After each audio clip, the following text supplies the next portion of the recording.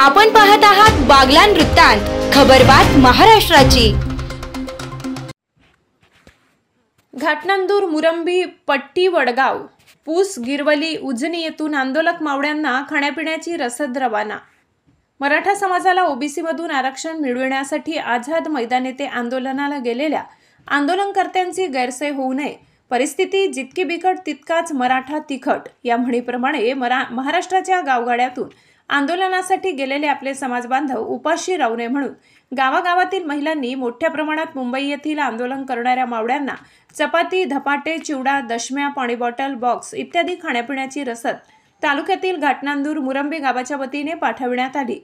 या प्रसंगी मराठा आरक्षण आंदोलक ॲडव्होकेट माधव जाधव, नरसिंग जाधव, शेख मुख्तार शेख, सतीश जाधव, रणजित पाटील, विश्वजित देशमुख, दिगंबर जाधव, धनंजय जाधव, रविकांत देशमुख, दयानंद पिसाळ, उपसरपंच शर्मिला जाधव, रेखा जाधव, भाग्यश्री जाधव, अनुराधा जाधव, लता जाधव, आशा जाधव, ताई यांच्यासह असंख्य मराठा रणरागिणी महिला व मर्दमावळे उपस्थित होते।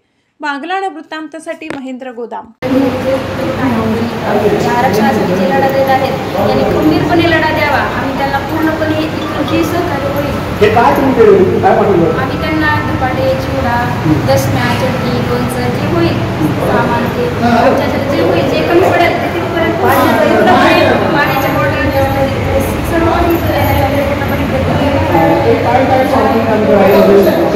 धपाट आहे आणि एकदम जसं की आपण एखाद्या स्कूलला गेल्यावर ज्या पद्धतीने एखाद्या पांढऱ्या कपड्या